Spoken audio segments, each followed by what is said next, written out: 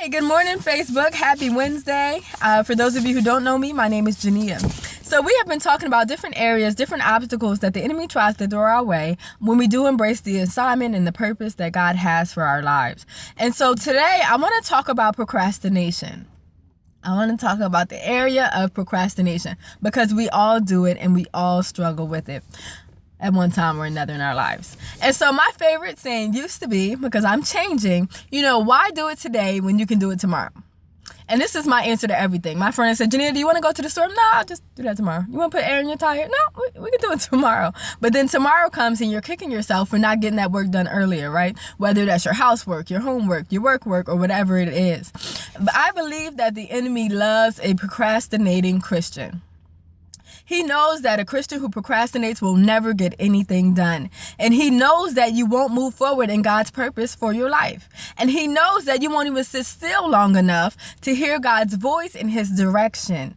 And he knows that you won't start that ministry that will save and deliver many lives. And he knows that you won't write that book that will reach men and women nationwide.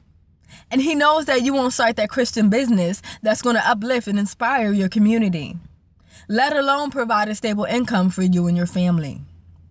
He knows that you won't win any souls for the kingdom of Christ because in your mind, you still have tomorrow. And so I don't know about you, but I'm talking to myself this morning. I want to share this scripture with you. It's Psalms 39, verses 4-5. And it says, Lord, remind me how brief my time on earth will be. Remind me that my days are numbered, how fleeting my life is. Verse 5 says, you have made my life no longer than the width of my hand. My entire lifetime is just a moment to you. At best, each of us is but a breath. And so I don't know about you, but this really helps me put procrastination in perspective, and its proper perspective. That when we procrastinate, when we don't move forward in the purposes and the plans of God, this verse here says that, Lord, remind me that my days are numbered. Remind me that tomorrow is not promised. It's not guaranteed.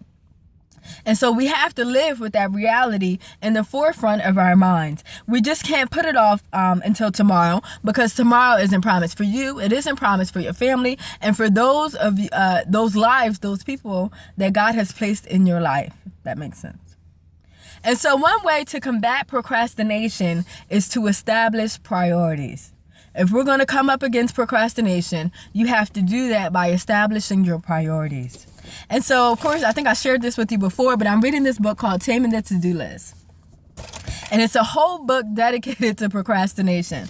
And so in her book, Glennis was saying that there's some things in our lives that only we can do, right? And she says, for instance, no one else can nurture her relationship with God. She's the only wife that her husband has. She's the only mother to her 5 children, and no one else can take care of her body and her health the way, other than her. And so you start to get the idea. So when we're talking about establishing priorities, the first thing I want you to do is write down in your journal or in your notes, what responsibilities do I have that solely rely on me? I got to slow down this morning. So what responsibilities do you have that solely rely on you? Are you the only mother to your kids? Or do you have a husband? Are you in charge of a ministry? So what responsibilities do you have that really no one else can do it but you? The second question is, what has God entrusted to me? And so we all have been entrusted with something, whether that's talents, gifts, abilities, money, our homes, our job, or volunteer responsibilities in your local church. What has God entrusted to you? Number 3, are you a good steward over what you already have? And so how are you doing with what God has already given you? How are your finances? Are you neglecting your family? Are you honoring your parents, your leaders? And so when God sees that you're faithful over a few, then he will make you a ruler over many. And so again, with this procrastination, we try to do everything else, but we neglect those things that are most important because they're hard, because they take time, because they take commitment. Number 4, what passion or dream has God put in your heart? And so maybe this dream is buried. Maybe you haven't thought about it in some time and over some years, but it's there. And so when our dream is in alignment with God's will for our lives, when it lines up with his word and his character, we can be confident that God places that dream in your heart for a reason. And so Bishop T.D. Jakes said something before, that he would go to different services, church services, and he would be fine-tuned with the music. So he knows when the key is off, he knows when the note is off, he knows this, he knows that, and that bothers him, right? Because that's one area. I think it was T.D. Jakes. It was some preacher. But that's one area that he was gifted in. That was a burden that he has. Now, I might go to a service and I might hear the music and think nothing's wrong, but I'm listening to the teaching. And so I know, well, hey, that scripture's not right, or that doesn't sound right. And so think about it. What burden has God given you? Because a lot of times we complain and we have problems, but we don't realize that God has used us, or he has given us the solution to that problem. So what passion has God put in your heart? And then the last question I'm going to leave you with today is number 5. What has God asked you to do that you haven't done yet? What has God told you to do that you haven't done yet? And so maybe it's possible that we've been putting something off that he called us to do. And maybe it wasn't even recently. Maybe it was years ago. But there's a fine line between procrastination and disobedience. I've heard it said that slow obedience is disobedience. And so it's that moment I just think about, when you're a teenager and your mom comes home and you're supposed to clean up the house and you didn't clean up the house, but now she's walking through the door and it's too late. You have no chance and you're in for it, right? It's the same thing with our lives. So in her book, Taming the To-Do List, Glenna says, old orders are still standing orders. Old orders are still standing orders. So, of course, you have to be prayerful. You have to have that relationship with God. You have to be fine-tuned to what he's saying to you.